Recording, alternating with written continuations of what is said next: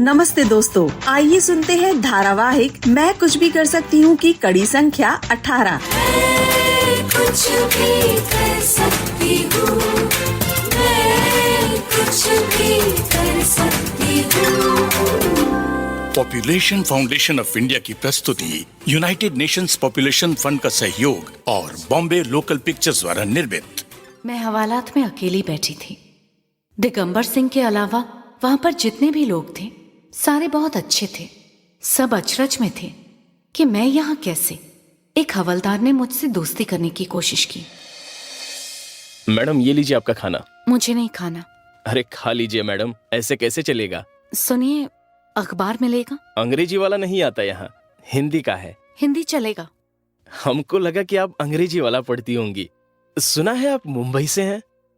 वो रात में जो लेडी सब इंस्पेक्टर आती है ना, गौरी, उसने बोला था वो बस आ ही रही होगी। अच्छा। वैसे मैडम एक बात पूछूं आपसे, उधर पुलिस की पगार कितने की होती है? प्रतापपुर से तो ज्यादा ही होगी।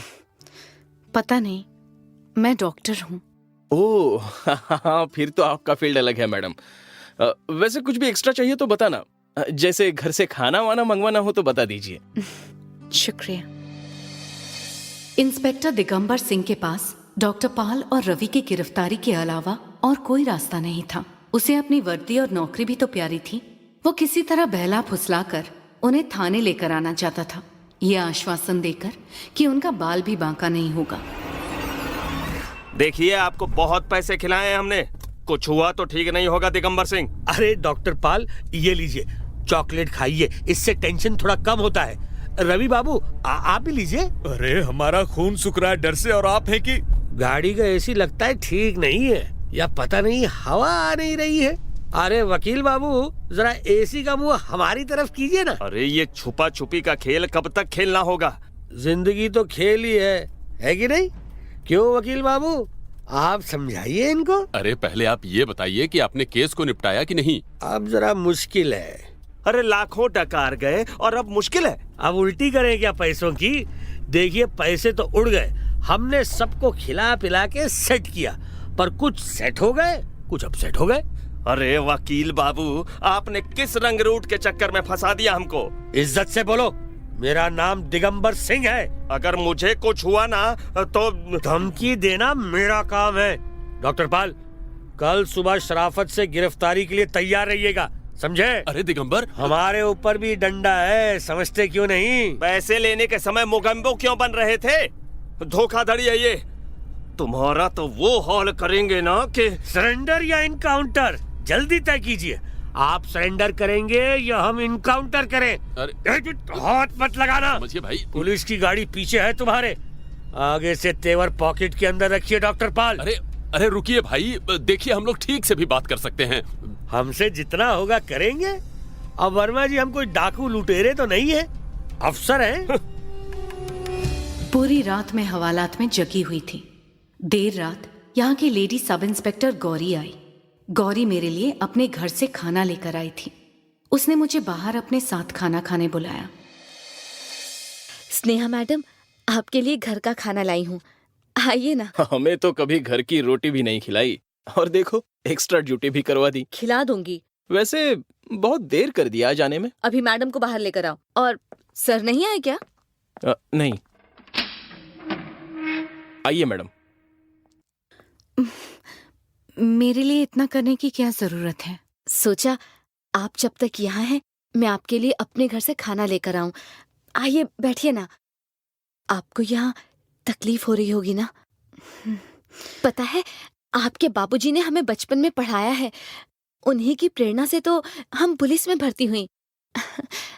आप अगर मेरा बनाया खाना स्वीकार करेंगी तो मुझे लगेगा कि मैंने अपनी गुरु दक्षिणा दे दी। मैंने अपना निवाला ले लिया, तुम भी खाओ। तबीयत ठीक नहीं है क्या? ये हाथ पे निशान कैसा है? अरे गौरी, गौरी, गौरी, गौरी, ये क्या? बाप रे, मुंह से तो खून निकल रहा है। देखिए, इनको अभी अस्पताल लेकर जाना होगा। जी जी, अरे गाड़ी निकलवाओ, जल्दी करो। मैं डॉक्टर हूँ, मुझे इनके साथ जाने दीजिए। पर हम आपको कैसे जाने दे सकते हैं? आपको समझ नहीं आ रहा? उसकी जान ज्यादा जरूरी है, मुझे साथ चलने दीजिए। पर जल्दी करो, टाइम नहीं है। ओफो, दिगंबर साहब भी फोन नहीं उठा रहे हैं। इसकी जान चली जाएगी, हम इंतजार नहीं कर सकते। अब एसपी मधोक साहब से परमिशन ले लेते हैं।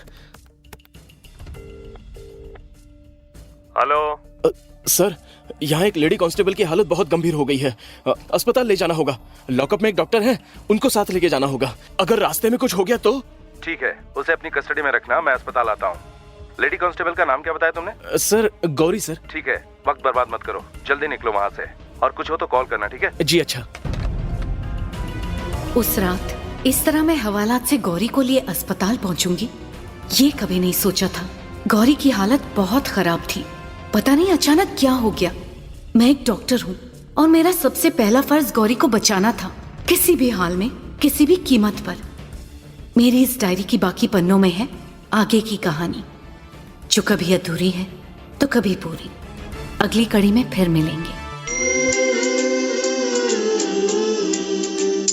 दोस्तों, जेल की सलाखों में कैद करके भी आप डॉक्टर स्नेहा के नेक इरादों को नहीं तोड़ सकते। गौरी की मदद करना इसी का एक उदाहरण है। क्या आपने अपने आसपास ऐसा होते देखा है? किसी ऐसे व्यक्ति की कहानी आप हमें बता सकते हैं जो अपने आसपास लाख बुराइयां होते हुए भी कमजोर नहीं पड़े, बल्कि उनकी अच्छाई हर चीज पर हावी रही। फोन में नंबर 3 दबाकर ऐसे अनुभव और इस विषय पर अपने विचार हमारे साथ बांटें। फिर मिलेंगे। नमस्ते। मैं कुछ भी कर सकती